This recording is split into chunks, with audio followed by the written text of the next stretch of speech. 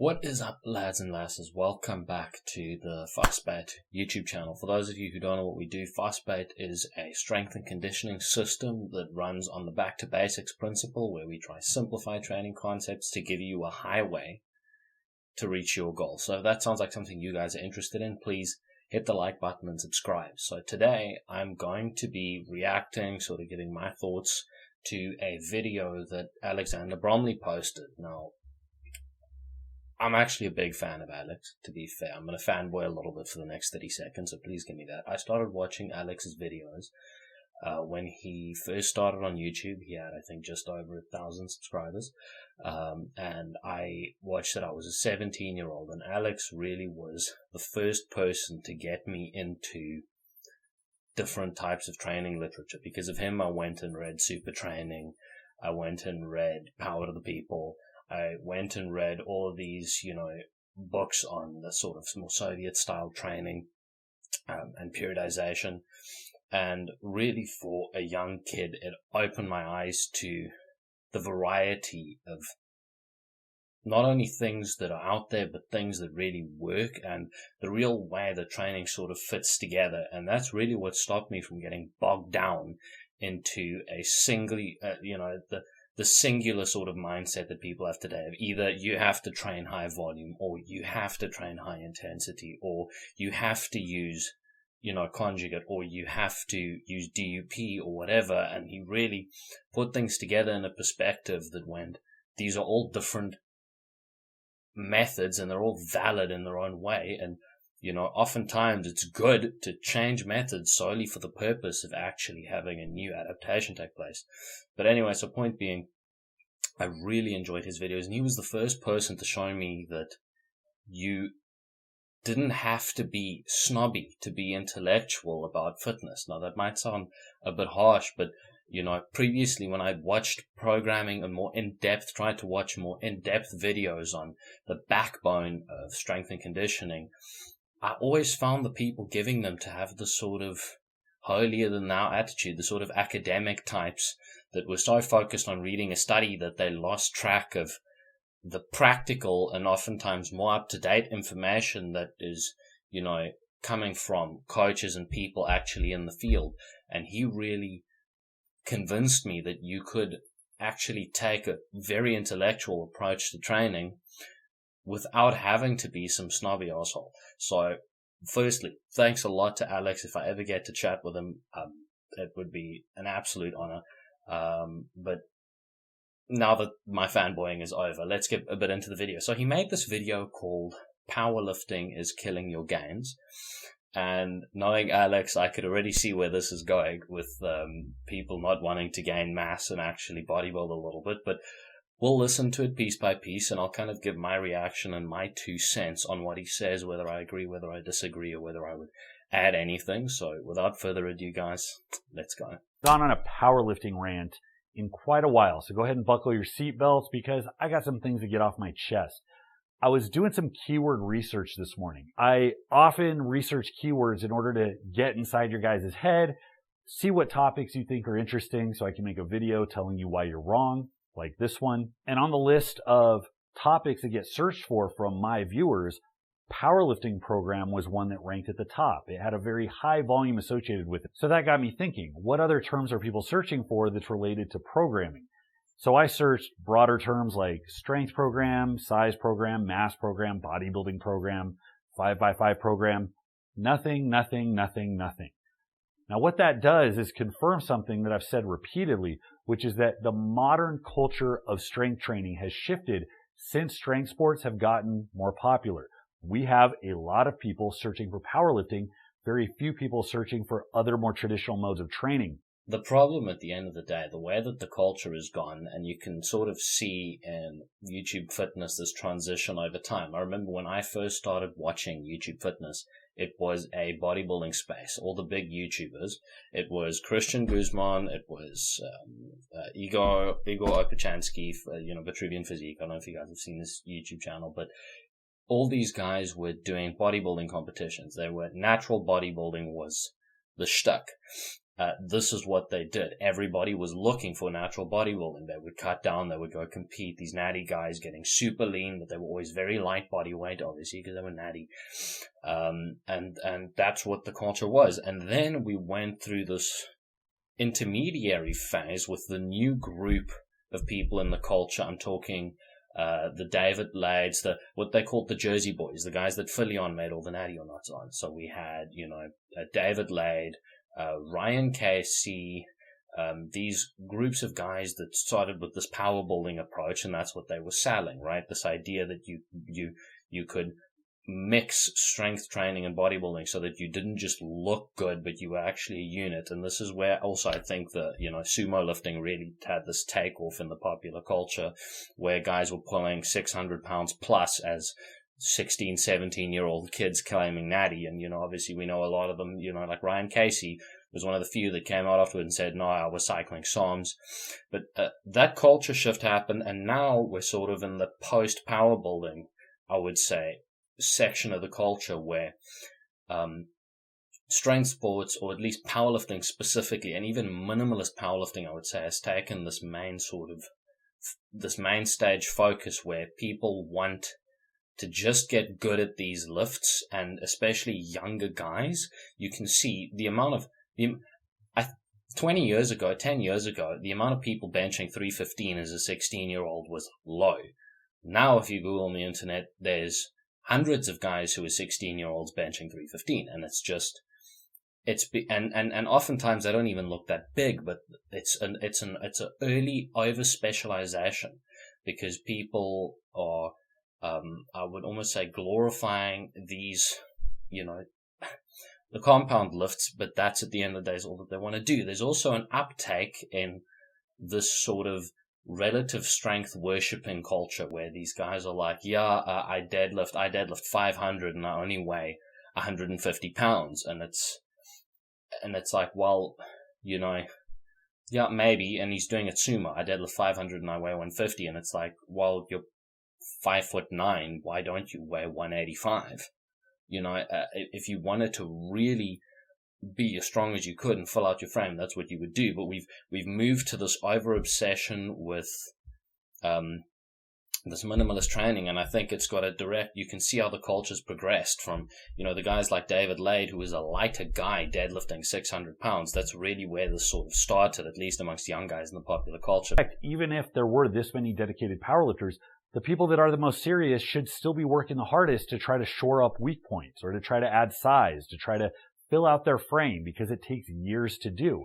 But nobody is looking at that. So I want to talk about what causes this, why this shift has happened, why powerlifting is so popular, and why people's approach to powerlifting is now so different than it was 15, 20, 30 years ago. Now, the two big things I've noticed since powerlifting and other strength sports have become more popular is that, one, there's a trend of over-specialization. That means that people find barbell sports first, and that becomes most of what they do. And they're good modes of training. You will get stronger doing that. But if your training is limited to your favorite barbell movements, you're going to find over time that weak points will pop up. I like to look at the sort of gym bro culture trend, only because I think that's what the main thing is that's really getting searched on YouTube. But you can even look to things like CrossFit as a trend to look at this. People are getting barbells very early, and even something like starting strength, where I really like that we've moved away from the idea, in the sort of gym fitness culture, that barbell exercises are for powerlifters or for Olympic weightlifters. I think it's fantastic that we're actually rediscovering these things as developmental tools through things like starting strength and CrossFit. Even though I'm not the biggest CrossFit fan, I still appreciate the fact that it's getting barbells into the hands of people who otherwise would be doing some stupid, 10-minute ab workout to get in shape. But the problem that we're leaning into here is, and I'm a big Mark Ruperto fan, although these movements are excellent developmental movements, especially for novices, but even throughout your career, it's not like they stop working. The problem is just that weaknesses are still going to develop, because at the end of the day, your squat isn't going to target, say, your adductors and abductors. right? In the same way that it's going to target, say, you squat low bar, your hips, your quads, and your hamstrings. It just won't happen. Weaknesses arise. In that same way, benching and overhead pressing by itself at some point is going to stop growing your triceps. And you need to start incorporating different things, and people have a resistance to doing that. There's also this overfocus, and this isn't even Mark Ripetoe's fault at all, because he actually recommends gaining weight. And if you walk into Mark Ripetoe's gym weighing 165, you will weigh 200 within the next 3 months. It's just the way it goes there, which isn't necessarily a bad thing. The point is that people have become obsessed with this idea, and this is the thing that pops up in kind of cycles, but if you read, for example, Pavel's books from the, early 2000s, it's the same idea of I'm gonna not be this big bodybuilder looking guy because I want to not look strong but be strong. And it's kind of stupid because,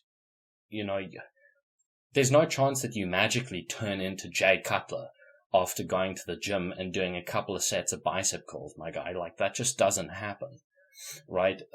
People have this idea that this magically, you're just going to turn into a behemoth. And it's so false, because it's not the way these things work. Your training is kind of one note. You have less tools to get over these hurdles, and that's kind of a problem. There's also a strong argument to be made that all new athletes, whether they're field athletes or lifters, should be doing more varied work to widen their base out. This is the whole premise of the base peak dynamic I talk about in the books I've written. There is a difference between the developmental basic stuff that puts the big rocks in place that you're going to be able to build more specialized qualities off of. You engage in this base development. Once you have enough resources to pull from, you can sharpen it down to the tip of a spear and use that to get very, very good at one thing. And that's where you get the highest levels of performance. This is an absolute crux of what we're talking about here, actually. I mean, we're like 2 minutes 30 into the video, so we've got plenty more to go. But this is a really important point. If you read anything about periodization, what you'll notice, and if you read anything about block periodization, what you'll notice, things have to be organized in some way, and they're organized in a particular way for a particular reason. Let me, guys, just as an example, take you through what I do with a novice person that comes to me and says they want to get stronger, look better, whatever it is. I like to block things off and say we're going to focus on a particular thing during a particular block. I'm not the biggest fan of concurrent styles of training, even though they can definitely work and there's validity to them. I prefer focusing on a particular thing just because I think the mindset can get right that way. But the first block I have somebody run to first is just what I call a preparatory phase. Now, that is going to look a hell of a lot like a sort of starting strength basic 3x5 or 5x5 program, and it's all about just learning the lifts. Because I also don't want somebody to hop into a hypertrophy phase when they don't know how to actually perform the exercises. And I want to get that sort of just base level there. But once that's completed, how do the phases go? Well, the first thing you want after that is a hypertrophy phase. What do I do in a hypertrophy phase? Generally, large number of exercise variety, right? You will be doing squatting at least twice a week, and it'll be 2 different types of squats. You might do a back squat on one day and do a front squat on another day, right? I want you, if you're benching, you might bench one day, but you might have close grip or incline on another day. On overhead press, you might have Z press or dumbbell press or whatever it is. I want exercise variety. I want some rep range variety, right? I might have an exercise that you do to 6, one you do to 12, and one you do to 15 or whatever. I want different muscles to be challenged, as many different as possible within certain bounds, right? But I want different things to be challenged, and I want well-rounded development or base building. Why? Because when you have bigger muscles, Chad Wesley Smith says this all the time, you grow a muscle, you teach it how to produce force, and then you go peak and you go to the powerlifting meet or whatever. But the idea behind this, increasing the exercise variety, having higher rep ranges, is that Ed Cohen talks about this too, how he felt that when he gained more muscle, what it did was just give him that extra little level of security in his lifts.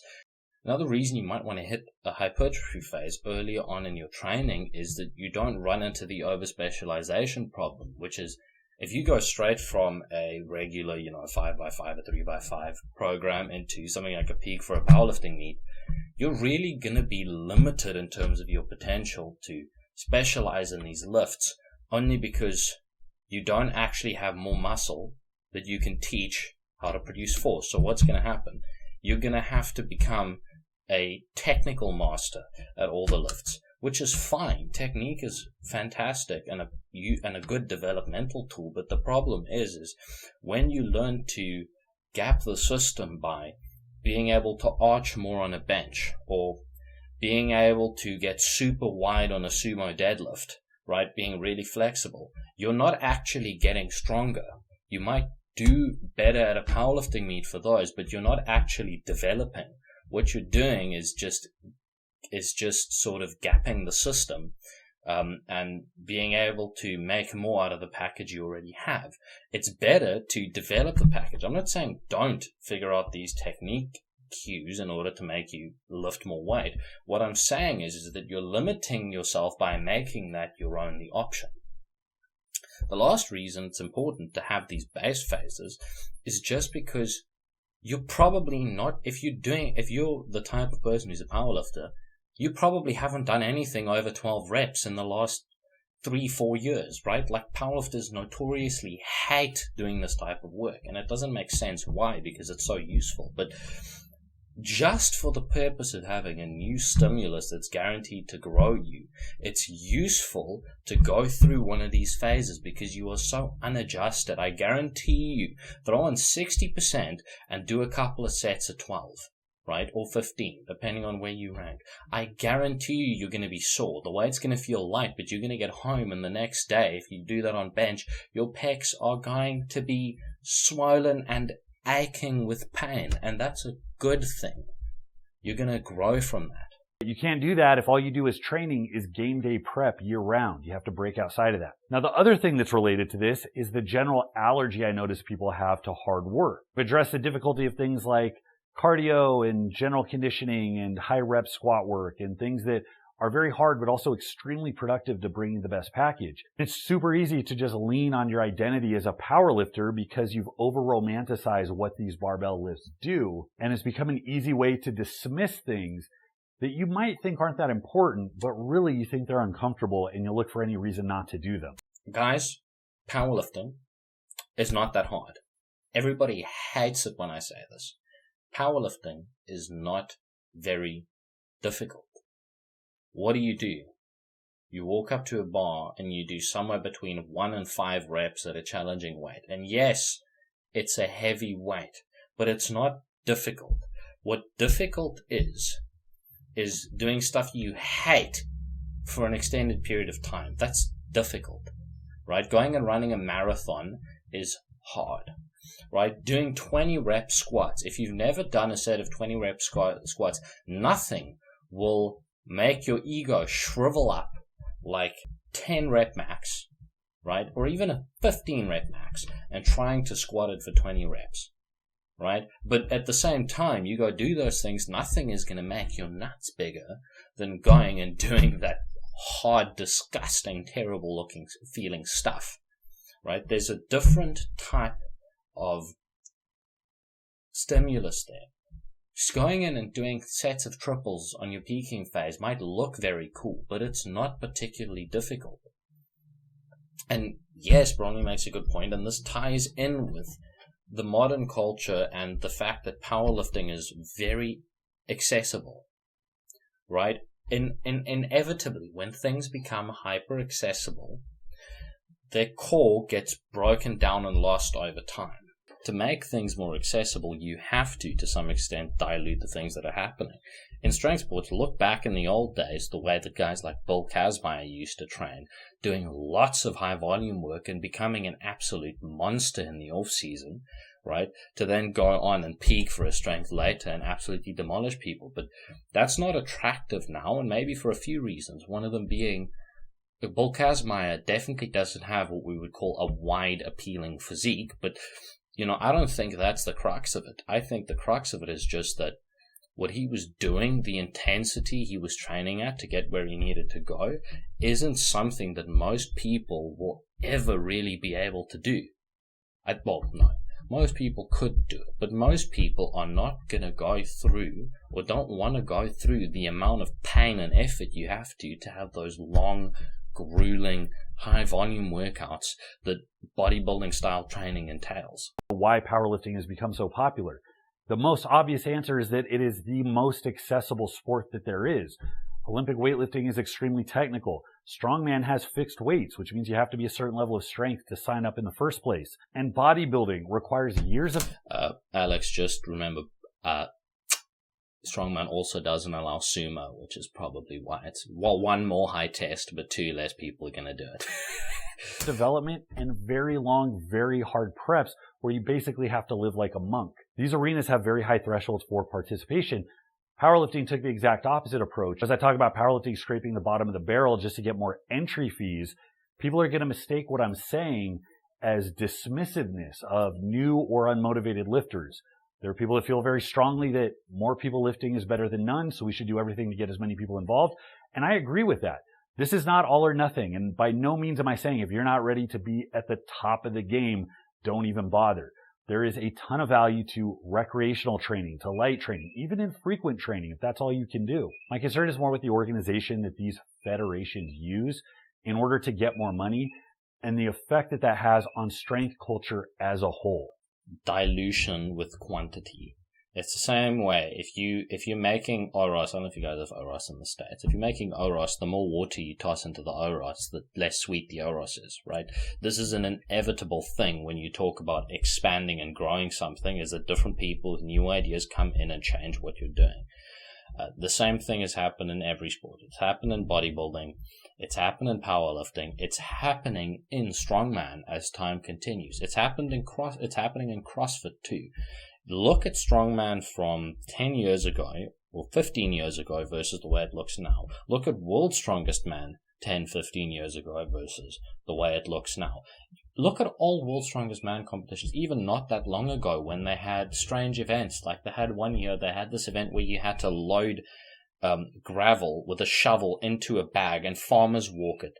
And it had to be a specific weight. Like these things that wasn't even that long ago. It's something that has almost no relevancy to the average person because the average person can't quantify what that means. There's no perspective on it, right? But if you look at modern strongmen, what have they done? They've sort of streamlined the sets of equipment that they use, right? If you look at say what happened at the Arnold. Now I know last year they had a squat instead of a deadlift, which is irregular, but usually they have some type of a deadlifting event nowadays with a regular bar with regular weight so that it's relatable, right? They had a deadlift to a 1 rep max. Now we might be using straps in strongman, but it's very relatable to have a conventional deadlift, not a sumo deadlift, a conventional deadlift with a regular barbell. Then they have a yoke event, and yokes used to be some weird looking thing you might carry a frame with, with cars or bikes in it or whatever, and they still do that some of the time, but nowadays it's a sort of standardized thing thanks to also, companies like Rogue, but also CrossFit that started using yokes that you can load plates onto to make it more, standardized and relevant to people. Logs and axles have become standardized. There are many gyms, not really in South Africa, but I know in the States, many gyms that have these pieces of equipment because they've become more relevant and you don't have to make a log out of a tree. You can buy one from Rogue. Sandbags have standardized these things. Atlas stones, sandbags, I suppose, have sort of standardized Atlas stones in a way.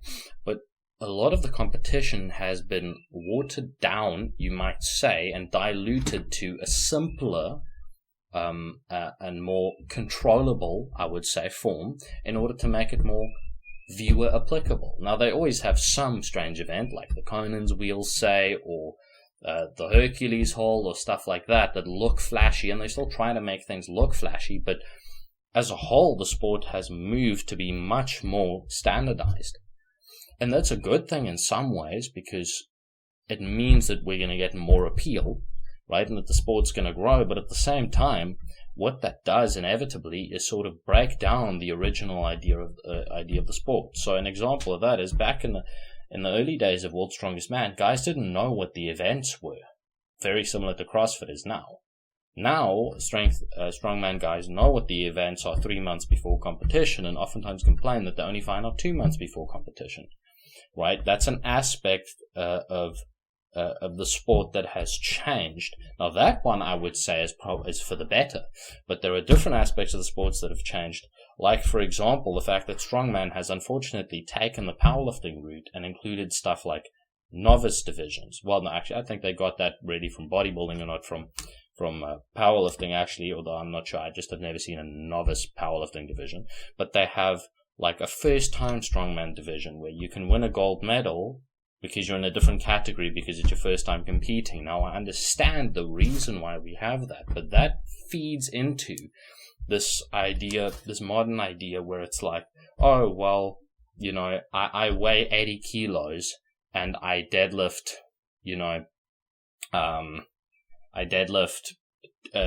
200, so I'm lifting 2.5 times my weight. That's pretty good, right? And you're deadlifting 450 and you weigh 80 kilos and you compete in the novice strongman division and win and do well. And that reinforces the idea that you're doing very well. And I'm not saying you're not doing well if that's all that you deadlift. My point is it allows people to complete this sort of modern day mental jungling where they think that what they've done, or they need to know what they've done, is sort of extraordinary, when really all that they're doing is diminishing or diluting the competition. So consider my iceberg. You have most sports which have the very tip being occupied by people who are talented, people that are disciplined. You have the most viable athletes there. The bottom of the iceberg is much, much bigger, and that encompasses new lifters, unserious lifters, and unmotivated lifters. Now, as much as these people should be encouraged to keep going, they're also the people that can take more than they give. They're the people you have to kick out of your training group because they show up late and they dick around the whole time. Having a passing affinity for lifting is not the same as being a serious lifter. Now, again, I'm not saying there isn't a space for these people. I'm just talking about the organization. So consider what most pro sporting organizations do. They have their best athletes at the top. That gets advertising dollars. That's what everybody watches and follows. And they have the established methods for finding and building upon excellence. So the amateur ranks, who are new and eager to perform, are constantly focused on this hierarchy. They're constantly looking up to better ways of doing things. Whether you're talking about Olympic sports, field sports, it doesn't matter. The people at the top are the ones that pull the entire training culture forward. They're the ones that pave the way. They're out in front. So the effect is that the amateur ranks, whether you're talking about high school football, whether you're talking about the white belt jiu-jitsu class at your local martial arts dojo, they all have these tools that are derived from what the best do. So, okay, this is an interesting little subtopic that we can talk about here, because I deal a lot with MMA guys and boxing guys, amateur guys. And he's correct in his description here, and especially compared to something like strength sports. But I also think we need to see the negative side of this sort of amateur ranks looking at the pro ranks way that things often work in different sports. And I can talk about MMA and boxing specifically. The amateur guys look at the pro guys, but especially in boxing, more so than MMA, what the pro guys are doing, especially from a strength and conditioning standpoint, is still very out of date. Now, that's not a roast. Many guys have adopted newer forms of training, but for example, it's still the case that I've seen that many people in martial arts have a resistance towards anything that involves a barbell. It may actually be the most uptight sport when it comes to strength and conditioning. All that they want is technique. Boxing has that old adage of, weights make you slower. And you guys might think, oh, well, he's talking about 20 years in the past. Guys, that is still one of the most prevalent things I see today, and I'm not even joking about that. I hear it all the time. Oh, isn't lifting weights going to make me slower? Well, maybe that's worse because I live in a third world country and the people here might just be more behind. But this is a thing I get all the time. And just to give a bit of an anecdote about it, I've seen the same things in MMA too. To be sure, especially where people have this resistance to lifting a barbell, and I'm not in the camp of people who say that getting stronger is the differentiator and that's all that is going to make you better at martial arts. Of course it isn't, right? Of course it isn't. Technique and how you fight and your intensity and luck and skill and all these things play a massive factor. But at the end of the day, just because those things may even be the most important, it doesn't mean that being strong and being explosive and all of those good things aren't going to help and assist you. And the biggest problem that I find is that people have this idea, and this is something I call the minimum barrier to entry. I think Alex has talked about this in a video before as well. People have this idea that the minimum barrier to entry in weightlifting is a 315 squat and a 405 deadlift and a 225 bench. And they think once they accomplish that, they are strong. And that's just not the case. And there are lots of people in MMA who are rolling their eyes at me right now and going, he just wants you to do compound movements and get strong. He has no idea what he's talking about. Listen, guys, when you periodize for somebody who's a martial artist, there is an off-season, a pre-season, and an on-season. And when you're a month, 2 months out from a fight, it is stupid to try and increase your squat 1 rep max. But when you are 4 months out from a fight, it makes sense to go through a hypertrophy phase, a strength phase, a power phase, and then cut it off and have your skill-focused stuff when you're close to the fight. I'm not saying that and I'm also not saying that every MMA fighter or boxer needs to have a 600-pound squat. All I'm saying is understand that what most people perceive to be a good number is not a good number. This gets into the other issue, and Bromley's touched on this too, which is body weight. I also think that there is a minimum barrier to entry in terms of developing yourself muscularly. And this I find most oftentimes with fighters, because they're in probably the most, the sport with the most drastic amount of weight cutting and water cuts and all these things, guys who are not super developed as it is, cutting down 30 pounds, 40 pounds, guys cutting from 175 to 145 for a fight in the UFC, and it's insane. But the biggest problem is they have this hyper obsession with weight classes, and I can give you guys a little story. So I have a friend of mine who I started training before I was ever really training people and asking money for it. And I gave him his first real strength and conditioning program. Now, at the time, he weighed about 73 kilos, and he was competing at 155 in jiu-jitsu. And I then put him on a strength program. He gained a lot of weight and a lot of muscle. He went up to about 87 kilos and then cut back down to 80. Now he's 80 kilos, really lean. He competes at 170. He's really lean at that body weight now, and he is stronger than almost all the people in his weight class, and he feels the advantage when he's wrestling with them, right? When he's grappling with them, and he understands.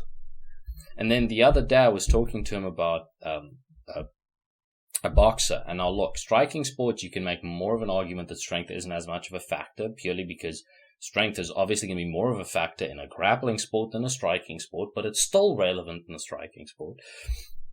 We were talking about a guy in the gym who is probably 6'2", but he weighs 65 kilos and competes at 62. And he was saying, well, we don't have to get him bigger. He does really well in this weight class. And my point to him was, listen, when you were 74, you were okay for your weight class at 155. But after you put on that muscle and gain that strength, you are now one of the strongest guys at 170. You are now one of the strongest guys at 170. Right? There is a curve to this where there is a certain amount of body weight gain and strength development where you're going to find yourself in an optimal range, right? Had he stayed at 73, he could have gotten stronger, but he wouldn't have been in that intersection of strength to body weight that is optimal for his sport, because there is also a minimum barrier to entry for body weight and muscular size where you're actually going to be at your peak physical capacity for strength, for power output, for all of these different things. And that is not at your starting weight, regardless of the sport that you're in. Right? The guy who's boxing who weighs 65 kilos, I guarantee you, he's 6'2". I guarantee you, even if we don't put that much weight on him, we get him up to 75, right? Have him gain 10 kilos of lean mass. He is still going to be one of the hardest hitting guys in his weight class, if not hit even harder comparatively, because he's reached the minimum barrier to entry. And the culture becomes saturated with those topics and those strategies. Now, what happens with powerlifting is the bottom of this iceberg gets catered to. That is the business model of powerlifting, because nobody's paying advertising dollars for the best lifters unless they have a big social media campaign, and then they're getting those on their own. So the difference with powerlifting is that it's a sport built by the consumers for the consumers. So where other sports focus on the top, powerlifting focuses on the bottom. And they do that by creating infinite categories, having literally trophies for everybody, and having absolutely no barrier to entry. This is where we also get into a bit of the discussion on, participation trophies and whether we're watering down the meaning of success. And this is where it becomes very relevant, because I'm very scared that this is going to happen to strongman. Strongman currently in South Africa, at least, I don't know about in the States, but we only have 3 weight classes. Right, we have the under 80 kilo, 4 technically, under 80 kilo, under 90 kilo, under 105, and the heavyweights. And then there's masters divisions, and novice divisions. There's already too many divisions. But the point is in powerlifting, there is so many divisions, and every federation has a different set of weight classes, which means there's thousands of different world records all existing at the same time, all to give as many people as possible a trophy. And at the end of the day, it's a simple math equation. The more trophies there are, the less valuable each individual trophy is. And are we willing to risk, as a culture, devaluing the concept of winning and being a world record powerlifter? If you go YouTube world record powerlifter, there's 500 different people. Right? Thousands of different people in videos on world record powerlift, on somebody who's a world record powerlifter. Are we willing to devalue the meaning of that trophy in order to make it more accessible?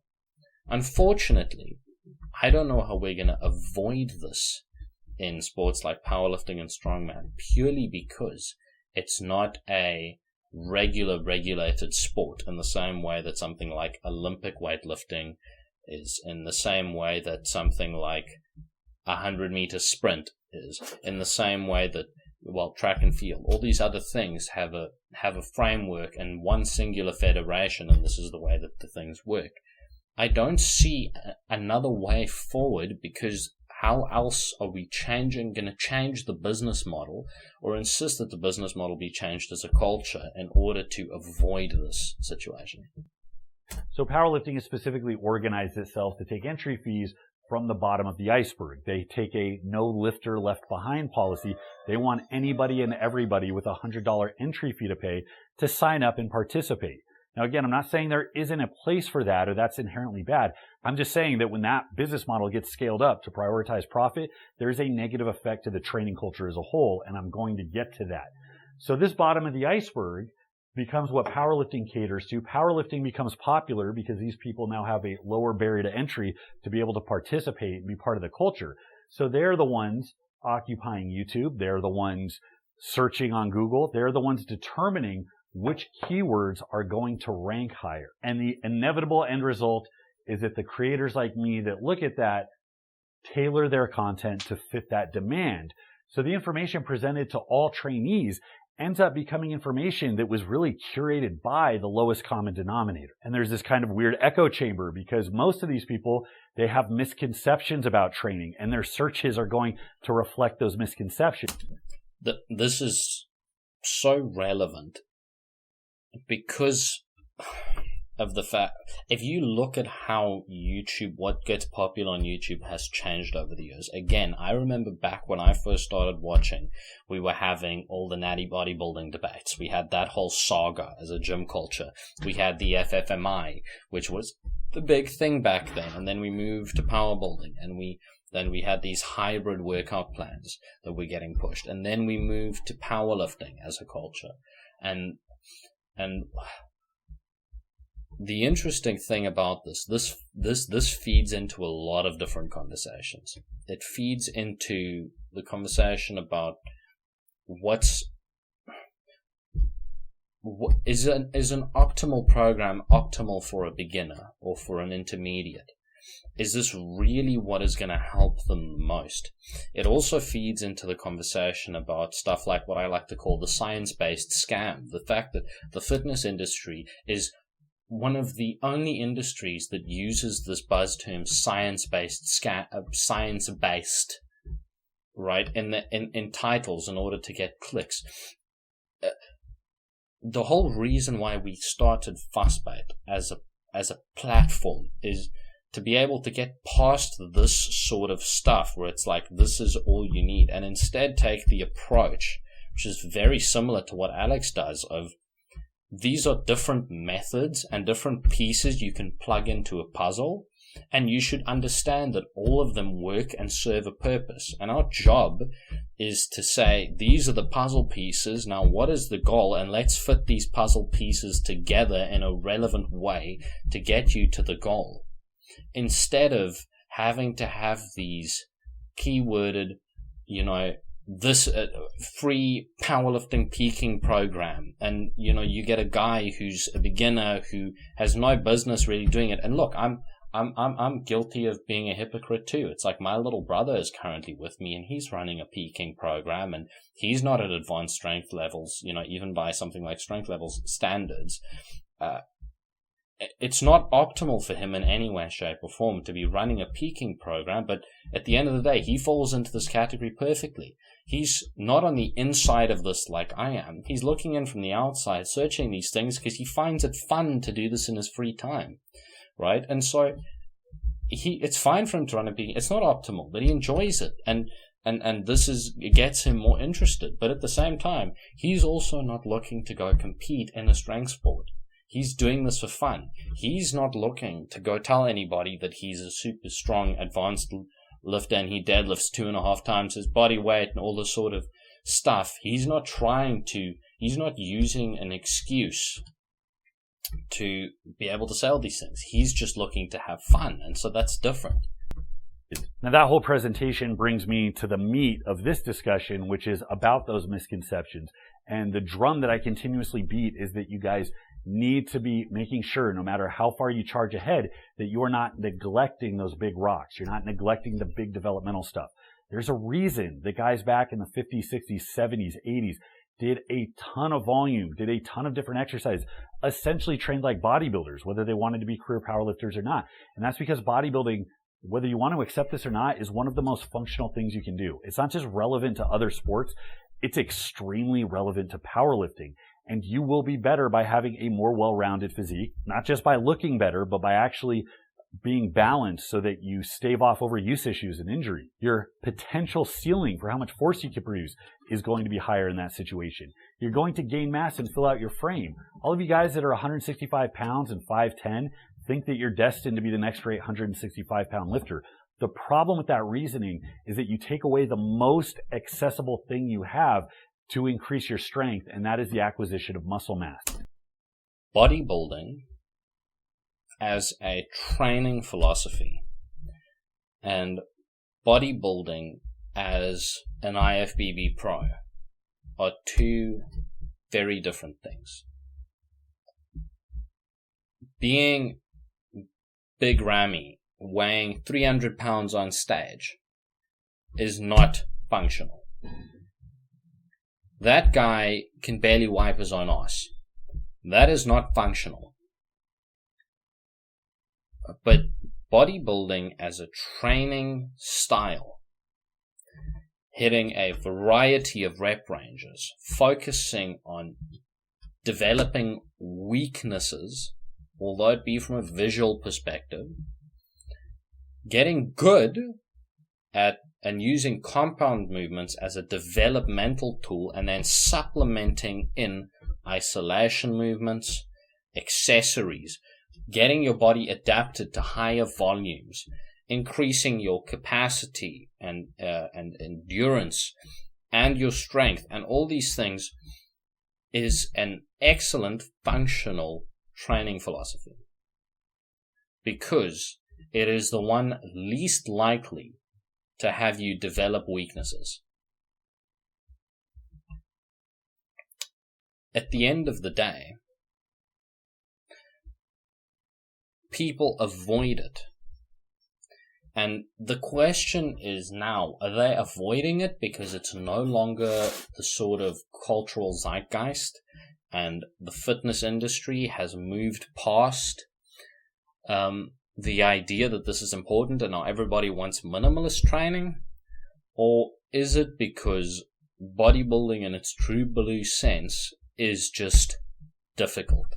If you've ever gone through a high volume, high intensity bodybuilding workout, if you guys want a good example of what actual bodybuilding looks like, go look at Dave Tate's leg workout with Juji Mufu and Joey Zatmary. That's a good example. Now that one might be a bit more intense, right? And you might argue that your average bodybuilder is not going to hit, that your average dude doing bodybuilding in the gym is not going to hit that type of intensity or volume. And they definitely won't at first. But the point is that if you look at that workout, it is miserable. It's really difficult. Now, I do think Alex, because he sees this so much, he very often really plays into the fact that this work is essential. And I think people unfairly think that this is all he thinks you should do, because that's not what it is. It's just that this is currently what is lacking the most in fitness. And, well, I wouldn't say fitness, because fitness is a very broad spectrum. In strength training, this is the thing that's lacking the most.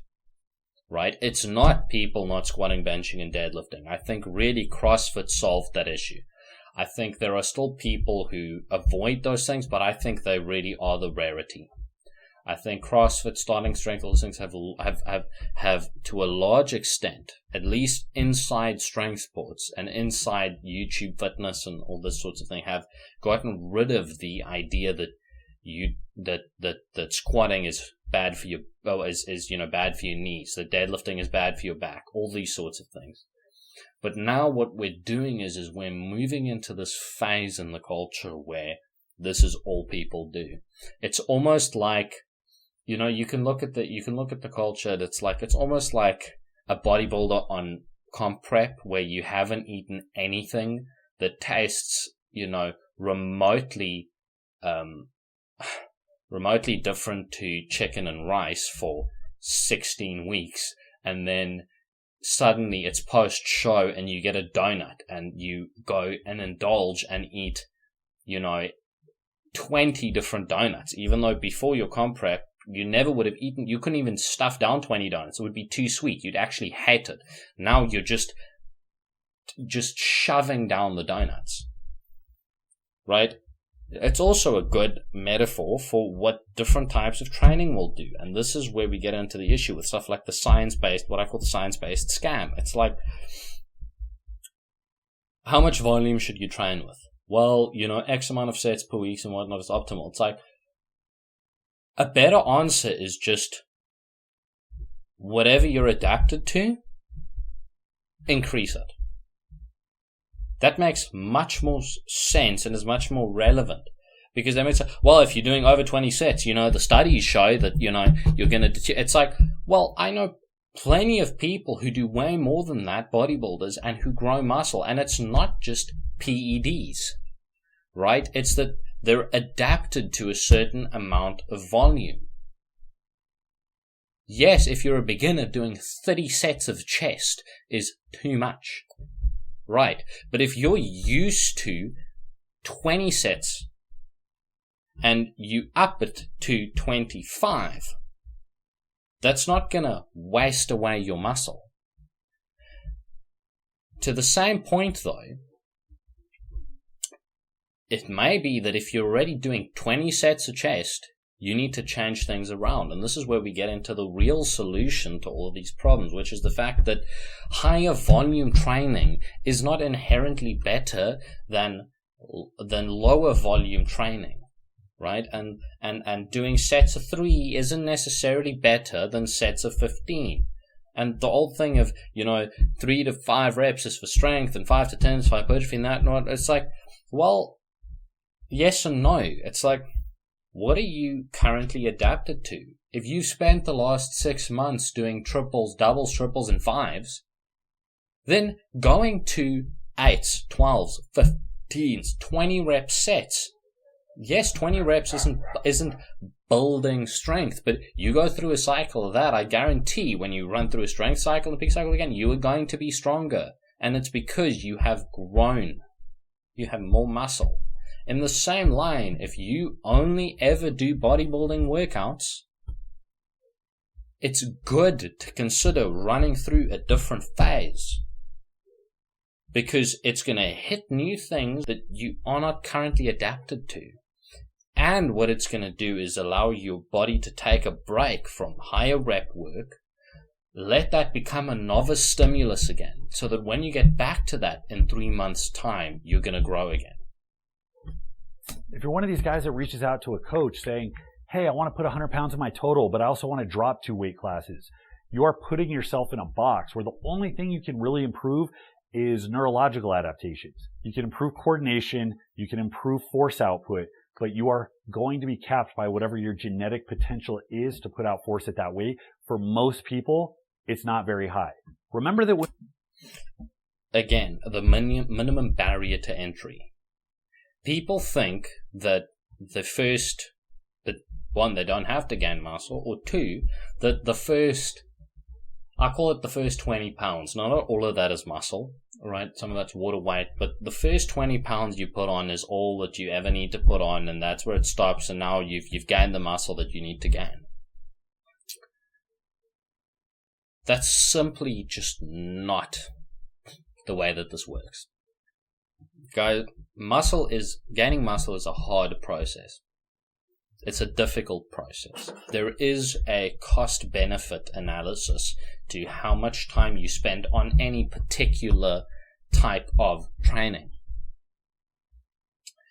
But if you are 5'10", and yes, this is a broad statement, but it's way more useful than what's currently out there. If you are 5'10" and you want to be at your optimum strength levels, you need to be over 200 pounds. Everybody is going crazy right now. How can you say that? What? I know this bodybuilding guy and this guy and they do this and this. Listen, if you're 5'10", you need to be over 200 pounds. I know for me, I'm close to 5'11". I'm close to 200 pounds right now. I cut down for a photo shoot to 175, right? It was brutal.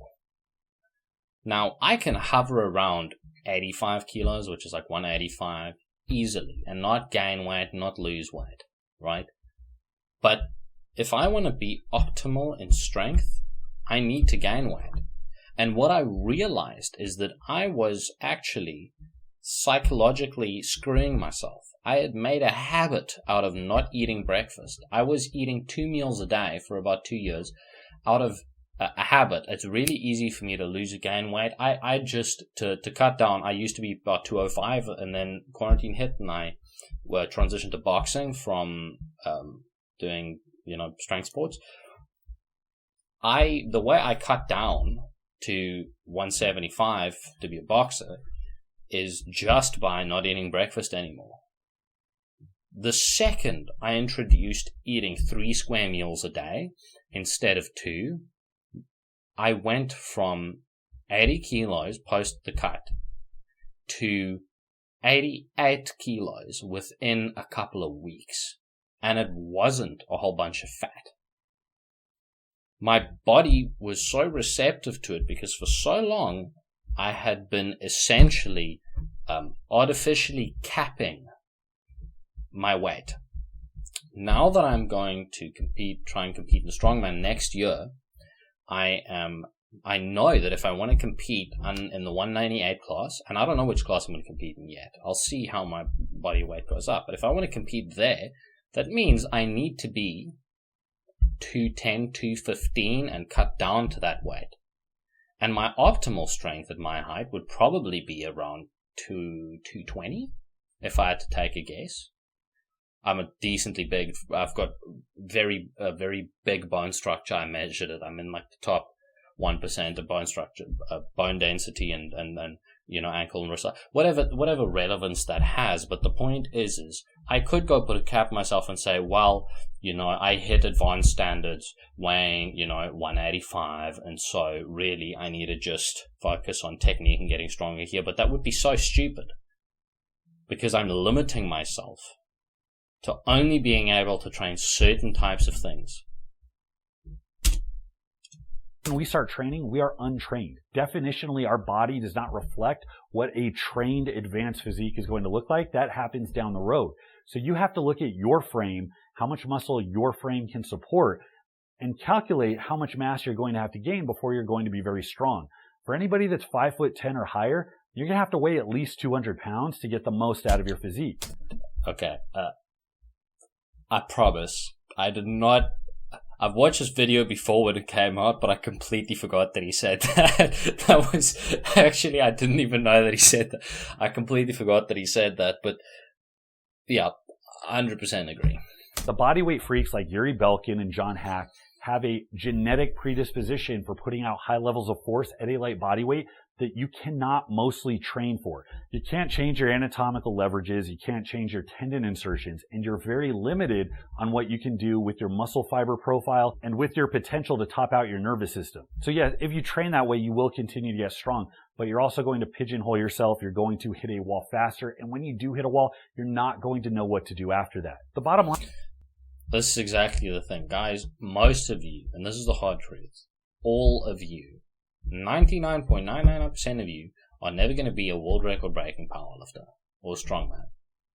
That doesn't mean you can't be strong, athletic, really strong, make almost everybody you meet look like a twerp compared to you. It doesn't mean that, but what it means is that looking at the higher echelons of what people do is not the best thing for you to do.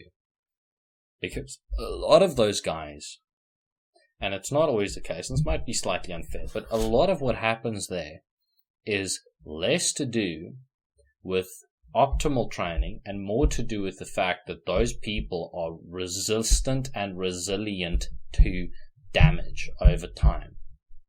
Right? You can look at this as multiple sports. Look at Yoel Romero. There's a very common clip. He was a UFC fighter. There's a very common clip of Joe Rogan talking about Yoel Romero fractured his orbital bone and went to the hospital, and the doctor said, who is this guy? He has ligaments 3 times the size of any regular person, and by the time he got here, his orbital bone was already healing. It's like, almost none of you have that. The guys, the tops of these sports, are such freaks that they can get away doing stupid things and still get stronger because they work hard and they're driven and their bodies are just absolute units, right? He's built like a brick shithouse because he's literally built out of bricks. Is that strength is great, but muscular size is necessary. And most of the people that look at bodybuilders and say, well, I would never want to look like that, I hate to break it to you, you're not in danger of going through a hypertrophy cycle and waking up a 300-pound mass monster. This is actually the reason. Yeah, exactly. That just doesn't happen. You just don't suddenly become Ronnie Coleman. I have the biggest problem here is because you have to work very, very, very hard towards mass-specific goals to gain a little bit of mass. Fat loss is linear. You can always go through a 6 or 12-week fat loss cycle and lose 5 or 10 pounds like that.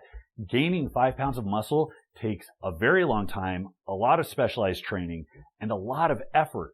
So you don't have the luxury of being able to hit the brakes. You don't have the luxury of being like, oh, I don't want to get too big, because that makes sure that you don't gain any muscular size at all and that you stay the same untrained weight that you were when you started. That sense of muscle mass being undesirable, I think that goes in the same category as women who think they'll grow a penis and a beard if they start weight training. And at the end of the day, your goals and what you want to look like and emulate is entirely up to you, and I'm not here to judge that.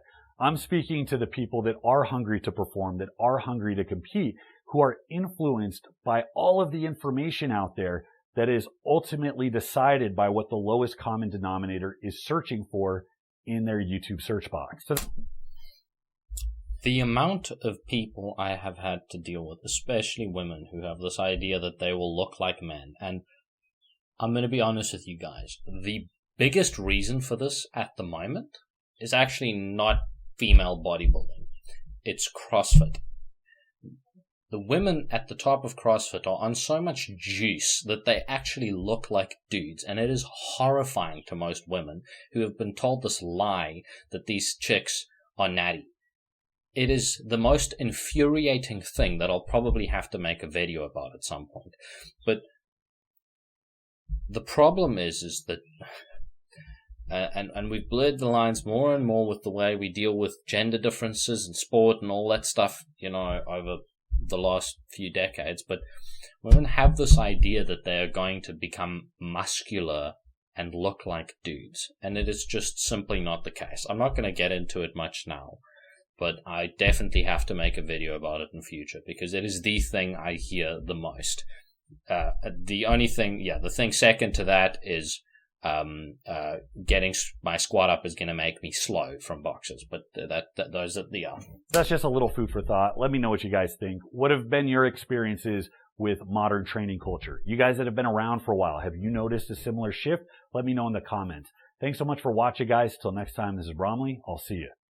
Anyway, thanks so much for watching, guys. I really enjoyed this. I really love Alex's sort of takes on this stuff.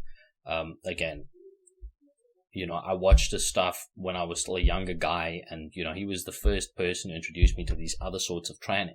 I found step loading because of him, and started reading, Soviet literature because of him. And the kind of program I'm running is a step loading program, which I'll make a video about soon, which I learned from him. So, please, go over to his YouTube channel and go subscribe to him. He's an excellent source for info on this, and he's one of the few guys who really, I think,